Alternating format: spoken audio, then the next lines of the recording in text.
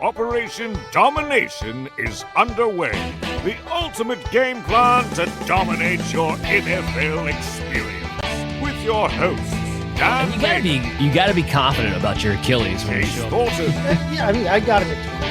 Chris Dowhouse. Hearing about Mr. Pointless and fantasy And Adam LaRue. Don't hope to win. Be great and dominate.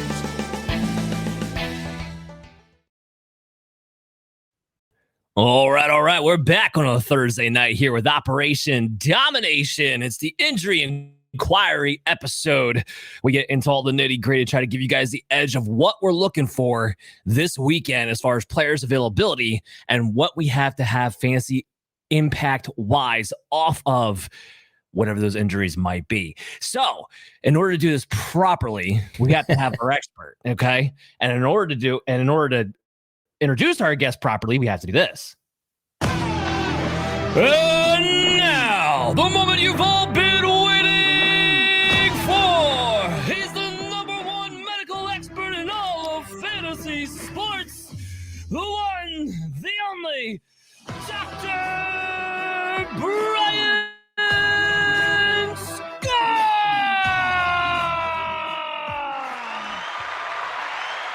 Thank you. Thank you. Dan, and I know we didn't rehearse this beforehand. I have a couple things I need to get off my chest as we get started with the show today. So if you will indulge me, I have some things I'd like to say. Number one, yes, I am wearing the Giants hat. It is official. Daniel Jones's time as a New York Giant is 99.9% over.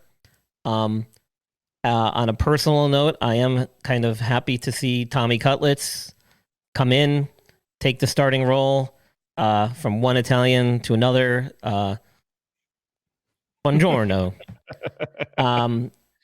Also, though, one thing that pertains to the show and why you have me on, one of the big reasons that Danny Dimes was relegated to 4th string and will probably not even pick up and throw a football during practice the rest of the way is because if he was to get injured, even at practice, there is a clause in his contract that guarantees him money.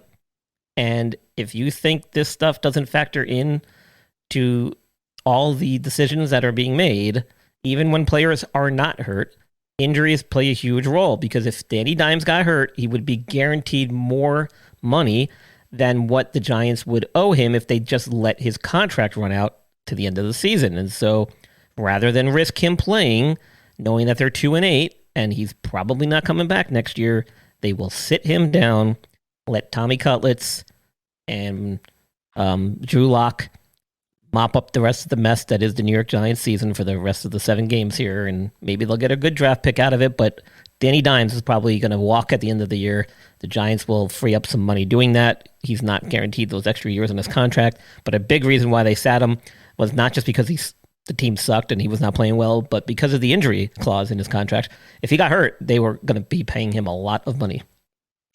Yeah, this is exactly what we saw the Raiders do to Derek Carr a few seasons ago. This is exactly what we saw the Denver Broncos do to Russell Wilson at the end of last season. It's the exact same thing. We got a couple questions coming in, and this one pertaining to the Thursday night game. Recording this live on Thursday night, live at our YouTube channel at Fantasy Football Advice Network. Give subscribe and download Operation Domination Football and all your podcast apps. Should I start George Pickens worried about the weather?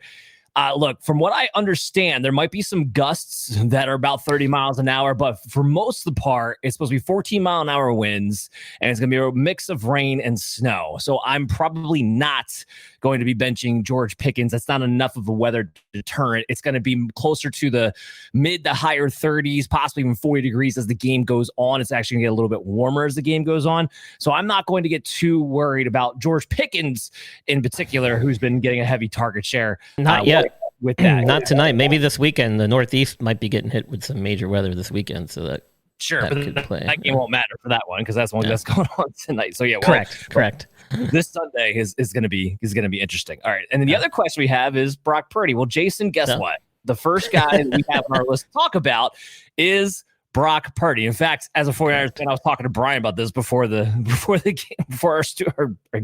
our show. even started.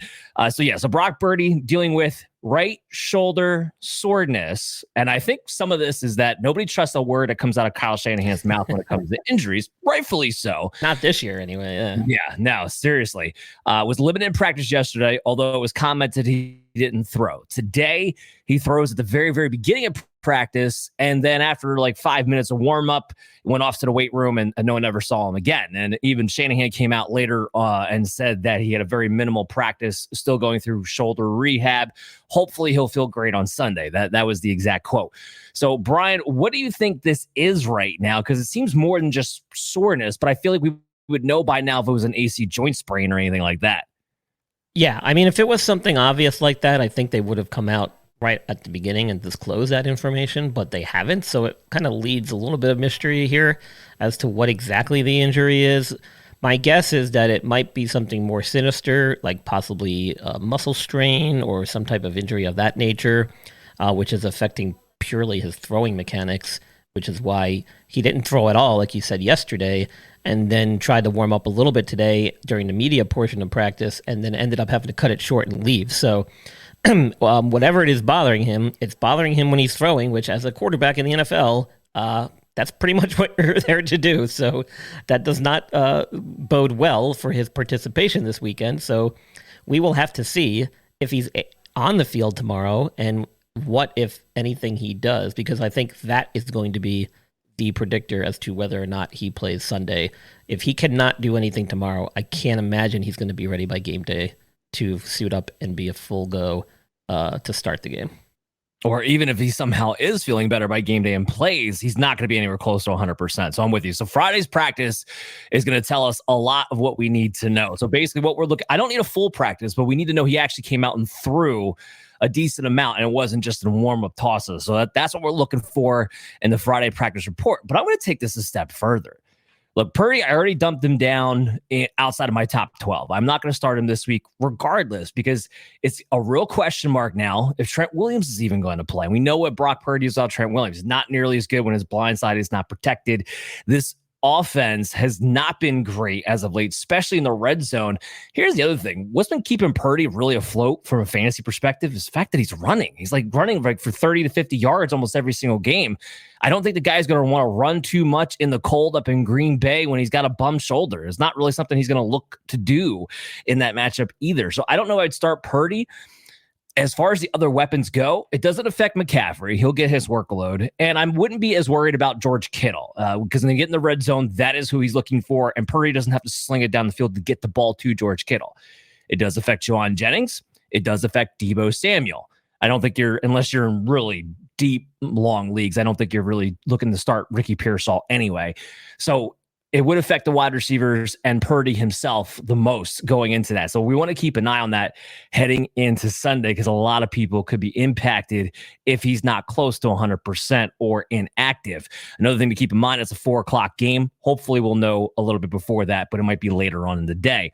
Interestingly, Dan, the 49ers actually also postponed their quarterback media press conference today, which they normally do on Thursday after practice. So one has to wonder if maybe the Brock Purdy injury situation wasn't the reason for that, because they're not really sure what to expect from him going into the weekend here. So we'll have to see if they actually open that press conference back up tomorrow to the media and whether or not Purdy's doing anything at practice.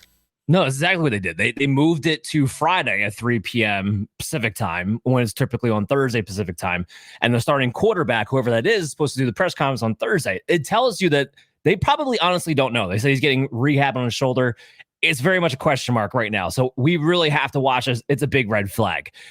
Looking at the running back injuries this week. So got some good news on DeAndre Swift, at least today. He was held out yesterday with a groin issue, did get a limited practice today, although it could have been really limited. We don't honestly know. But what's your take on DeAndre Swift with a groin injury picking up when we didn't really hear about this on Sunday?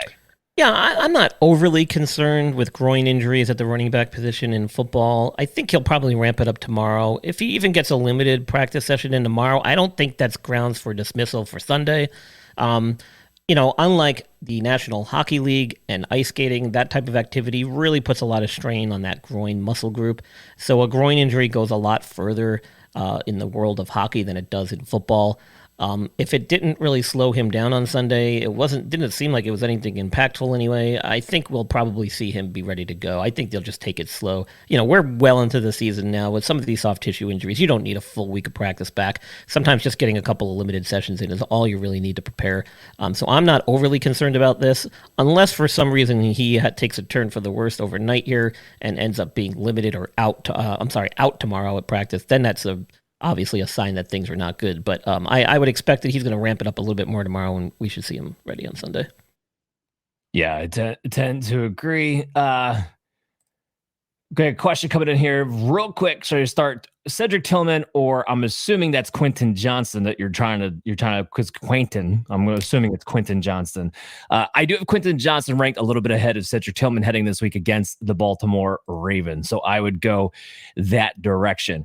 All right. So moving on here, we got Tyjae Spears. He's dealing with a concussion issue, and it looks like he kind of went backwards throughout the practice week here. Yeah, I don't think we're going to see him this weekend. He wasn't even seen at all during the media portion of practice today. So if you're not out there at least doing some stuff on the side with the medical team, the likelihood that you'll be able to ramp up your activity, get through a full practice, and clear concussion protocol before Sunday, highly unlikely.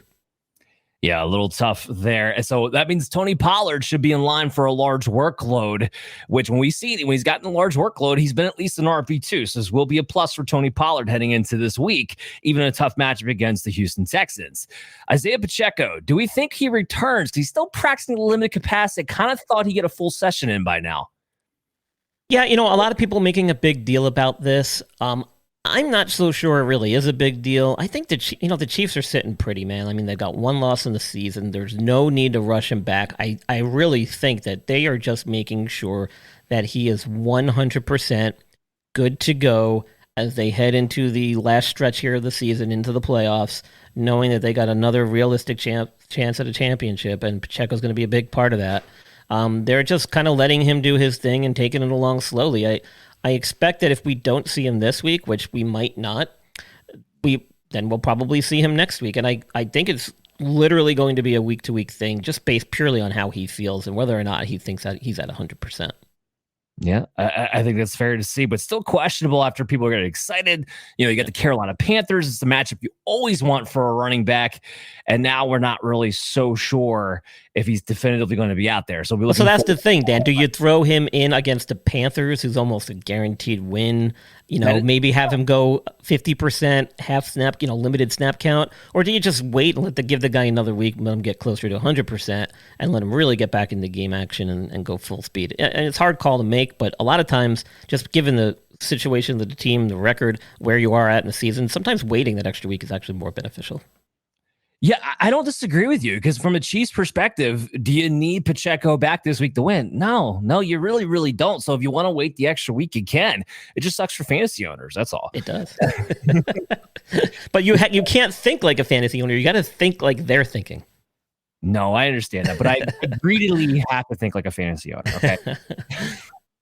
Alexander Mattison, and we can throw Zamir White into this conversation. I did. Yeah, I kind of piggyback them on each other there, because both of them missed practice today, which means they're both on the verge of not suiting up this weekend against the Broncos. Both are dealing with soft tissue injuries. Mattison, an ankle, which sounds like a sprain, and Zamir White, a quad strain. So in either case, not practicing today is a big obstacle to being able to get back on the field by Sunday. So we're going to have to see what, if anything, they do tomorrow. Even then, I'm not guaranteeing that they're going to be ready by the weekend here. So pay attention, though. Sometimes these things, depending on the severity, can heal up and feel better pretty quick, especially if they've been getting treatment throughout the week. So it might be a true game time decision. I'm sure they'll both be heading in with, at the very least, a questionable tag, if not doubtful, by the time we get to the weekend. Yeah, and with this is how ugly this gets, especially if you're in like some deeper leagues out there.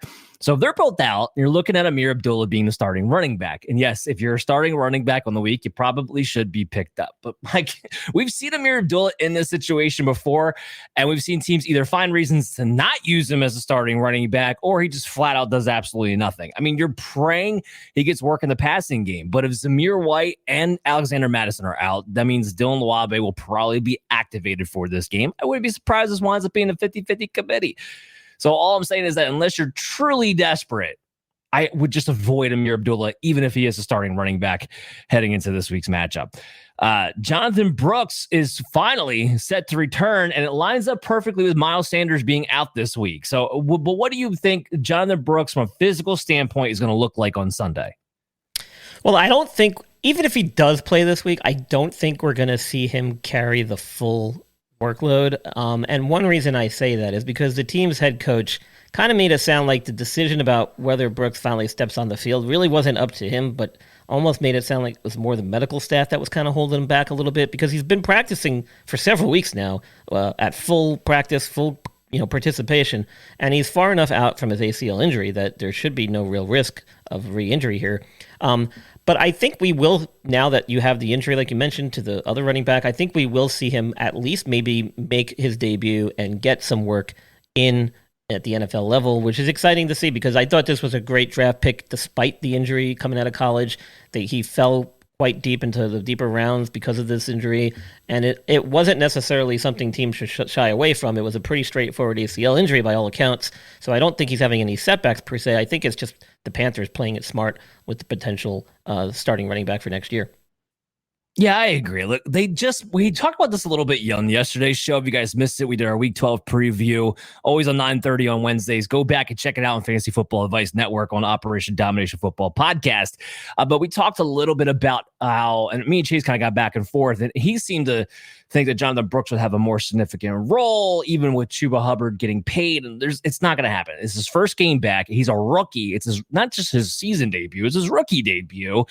And Chuba's a $34 million man now. So look, he's going to be a backup running back. I don't think his role is going to be much different than it was of Miles Sanders, who was just a backup running back who spelled Chuba Hubbard every once in a while, and that was it. And either way, this isn't a matchup against Kansas City Chiefs where you can expect anything out of anyway. So not to mention, Dan, he's coming back in week 12. Like, he's coming back against guys that have been playing all season. They're at the tip-top shape. Some of them might even be dealing with some of their own injuries and stuff, but these guys have been playing full force football for 12 straight weeks. He has not. Coming back into that kind of environment definitely sets you behind all the other players on the field. So the risk of re-injury there is definitely higher than if he were to come back week 1, just like everybody else on the same schedule. I think the Panthers were listening to me all summer and preseason here, as I talked about this with you at the beginning of the preseason. There's no reason for them to rush him back. This is feel out the NFL lifestyle, get accustomed to how things work, get that knee healthy, and maybe we'll see him back this year in some role, but the real season for him is going to be next year when he steps on the field. Yeah, agreed with that entirely. Dynasty, not redraft for Jonathan Brooks. All right, so we move on to the wide receivers, and Mike Evans is looking to make his return. He's been practicing in full. What do you think the expectations for him is going to be? I've never really been high on Mike Evans the last few years here, Dan. I know he's always coming up in our conversations on the show, but I don't think. He's been out since week 7, so he's had plenty of time to recover from this. Are we going to see the Mike Evans of old? No, we're going to see the Mike Evans that we saw before this hamstring, which is Mike Evans, 30-some-odd years old, been in the league forever. I wouldn't expect anything out of the ordinary for Mike Evans. And he catches touchdowns. I mean, that's all you really care about against the Giants. And that's all that matters in the world of fantasy. Exactly. So I'm with you. I think the point we're making here is that we don't expect Mike Evans to be on a pitch count. It's a heavy volume passing offense, almost regardless of the situation. And he should be able to do his thing against the Giants in a nice matchup there, especially come to the red zone. So fire up Mike Evans. I have him as a top 10 wide receiver going into this week. CeeDee Lamb. So this was kind of weird where we thought this wasn't really a big deal, but then he didn't practice today, listed with an ankle, foot, back issue. I don't know. Anything else you want to add to the list there, Lamb? No. And you know what? Nobody seems to know which one of these issues was the thing that kept him off the field today, and which was actually a downgrade from yesterday where he saw some limited action. So who the heck knows? This is kind of a microcosm of the Cowboys season thus far, though. It's flip a coin whether or not CD is out there this weekend. Yeah, tend to agree there. Devonta Smith. So I know he's been dealing with this hamstring injury for the past few weeks, and I know he's played through it. But I think it's interesting that he's the other weeks he was able to at least put a limited practice schedule on Thursday. Now he's got 2 days in a row he hasn't practiced. So I almost wonder, is this getting worse in your opinion? Yeah, I think you nailed it, Dan. This is a cause for concern because you have to wonder, is he experiencing some tightness, some muscle spasms? Does it hurt more? Did he overdo it maybe by playing this past weekend through it? Here we are Thursday and he's missed 2 straight days, and usually Tuesday, Wednesday, there's really very little that you do anyway. So one full day of practice or even a limited day on Friday, I don't know if that's going to be enough, man, to be able to confidently say he's ready to go on Sunday. So I would pay very close attention to this. There's a good likelihood he won't be suiting up. Well, and at this point, he's last few weeks, he's kind of been playing more of a decoy anyway. He really hasn't been that involved in the offense. So, it would be more targets for A.J. Brown. It would be more targets for Dallas Goedert, maybe even more targets for Saquon Barkley coming out of the backfield potentially. But frankly, Devonta Smith, somebody who I already was ranking as a wide receiver 3 coming into the game, I would just have another pivot option ready to go, whether he's active or not, because I'll be plummeting him down further down my ranks, because right now I think you're dealing with a decoy, even if he is on the field, unfortunately. What about Darnell Mooney dealing with his hamstring injury? Well, the good news is the team has a bye here week 12, so that'll buy him an extra week. And even though he was not able to return to the game when he left with this hamstring injury, all reports early on have said that it's not very serious. So again, the extra week is huge. We'll have to see what he's able to do as we head into next week and get closer toward the end of the week, whether or not he's on a limited participation, if he can get some full practices in under his belt. But we'll know certainly early next week when they first step on the field following this bye week. Tend to agree there. Okay, so and good thing they have the bye. Keon Coleman still dealing with the wrist. Any updates on him? Well, so he's missed the last 2 games, got injured week 10, but I think they also have a bye week, correct? The Bills, yes, they do. Yeah, so that's great news for them, and they're planning on getting multiple players back who have been injured this entire season, not just on the offensive side of the ball either. Throw in Dalton Kincaid, who we're going to touch on a little bit here, but both of these guys sounds like they're going to be ready to go for week 13, because it's a big week matchup. They're playing the 49ers, so that's a huge game for them. Could potentially be a playoff matchup in the future here this season. So it sounds like Keon Coleman with the 2 weeks off and the bye week, I think they did that the right way. A lot of times the bye week will certainly factor into what you decide on with participation leading up to it. So I think they were just playing it safe, making sure this was nothing serious. He didn't end up needing surgery, so I feel like there's no reason he shouldn't be able to make it back after their bye here week 13. Okay, well, that's good news there. And as we go to the tight ends, why don't we just keep it with the same team and talk about Dalton Kincaid? Do you think he's back from his knee injury after the bye? I do. Even when he got hurt, he wasn't even really sure, and this is him saying this to reporters, of the exact injury and the exact severity of it. So it sounded like it wasn't anything too serious for him. I think he's going to have plenty of time to recover from whatever this ailment was, and he should be ready to go. And even he has said that too. So I see no reason to doubt that. It's just been a pain, frankly, with with the Bills, because no one's been healthy at the same time. They trade for Amari Cooper. He gets banged up with the wrist issue. Keon Coleman starts to get going, and he gets banged up with the wrist issue. And now we have Dalton Kincaid with the knee issue. Like, I don't know what this passing attack of the Bills is. I know Kincaid's been disappointing. We don't know what Cooper is really with the Bills, because he only played like 2 games. He's still learning the playbook, frankly. And then, like I said, Keon Coleman only got going now.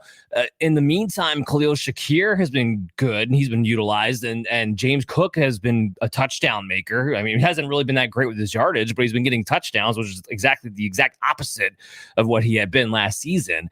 So I don't know what this Bills team is, other than I want to play Josh Allen and I want to continue to play Khalil Shakir.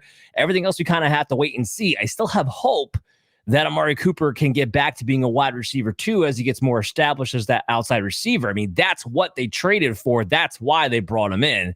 So maybe the bye week will be able to help with that. But it's just interesting. I have no idea what to expect out of this team right now with their passing attack. Well, you can plug any tight end into that scenario this season, I feel like, because the tight end position as a whole has just been pretty miserable.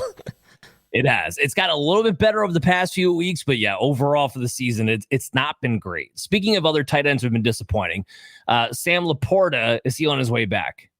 Yeah, so he was back at practice today, and it sounds like, as per head coach Dan Campbell, he should be ready to go this weekend. They said initially when he had this AC joint sprain that it was mild. I think they just gave him that extra week to rest. I think we'll see him back this weekend. Okay. And even if you do, I still have him as a tight end too. Jared Goff is dropping back like 27 times on average per game. It's not going to be it's not a heavy passing attack. And he, with Jameson Williams and Amon-Ra St. Brown and the running backs getting their target share, Laporta's been left out in the cold more times than not. So another guy, even if he's healthy, I still have him as a high-end tight end too, but not cracking my top 12, even in a heavy bye week with 6 teams on bye, because that's how untrustworthy his target share frankly has been, or how low his target share has been. George Kittle, our last player we want to talk about. So I think we got good news on him. Yeah, week 11 turned out that they kept him off the field, even though they had said, and he was even saying the same thing, that it was just a hamstring agitation, not an actual injury per se. But it was enough, I guess, to keep him off the field week 11. But he was back at practice yesterday, and he was telling reporters since the beginning of the week here that he's going to be ready to go against the Packers. He's looking forward to step back on the field. So I see no reason to doubt him there. Yeah, and again, if Brock Purdy doesn't play, the 49ers are going to have to consolidate their offense around their playmakers. That would be Debo, it would be George Kittle, it would be Christian McCaffrey. And whether it's Brandon Allen or Josh Dobbs, those are players that they can still consistently get the ball to. You're not asking them to necessarily go out of their way or make plays to get these guys the ball down the field necessarily. So that's why I go back to, if Purdy's out, yes, it affects Juwan Jennings more. It could affect Debo as far as his passes down the field more, but he's also somebody who gets the ball in a multitude of ways. So Kittle, Debo, McCaffrey, I'm not worried about them getting their touches, whether Purdy's 100% or if it is Brandon Allen or Josh Dobbs. And that part's going to remain to be seen. I'm going to put this out there too for people who might be wondering. I know Brandon Allen's been the QB2 all season. Would not be surprised if Purdy can't go, that Josh Dobbs actually winds up being the starter. We've seen him in pinch spots like this before be able to win games as a starter. We've never really seen that out of Brandon Allen. Wouldn't be surprised if they went that direction heading into Sunday. Just something to keep an eye on, but it doesn't affect these players in any way or form. Brian, as always, man, love having you on. Thanks for coming. What do you want people to check out? What do you got coming up? Check out my profile on X at Injured List Pod, the website, theinjuredlist.com, Facebook and Instagram, the Injured List Podcast. And Dan, I had told you last week, and I'm waiting for Green Gridiron, the guys down there in South Carolina, Greenville, where I visited them at their studio. I was able to build a custom helmet. I'm not breaking it out until the show airs. I'm hoping it's out this week. If not, I'm sure those guys will get it out next week. But we had an awesome episode. We recorded in there live in their studio, build my helmet. So looking forward to that. I'll be plugging that all week next week, hopefully when it comes out. Excellent. Can't wait for that. As always, make sure you're checking out Operation Domination Football on your favorite podcast app and subscribe to our show on our YouTube channel, on the Fantasy Football Advice YouTube channel. And make sure you get that little bell notification so you get notified whenever we have new content available to you. Guys, good luck this weekend. Stay warm, stay dry. It's going to be wet, especially out here in the Northeast. Winter is coming. Hey there, I want to thank you for watching Operation Domination today. And if you're enjoying the show, there are some ways you can help support us. You can go to podchaser.com/Operation Domination and leave us a 5-star review. And you can do this on any podcast platform or on our YouTube page when you go to @FF Advice Network. This completely helps out the show be able to grow, and also leave us comments to let us know how we can curtail the show to you, because you are the most important member of the show. So again, go to podchaser.com/Operation Domination to leave a 5-star review and leave a comment wherever you listen or watch the show, and we'll help better serve you.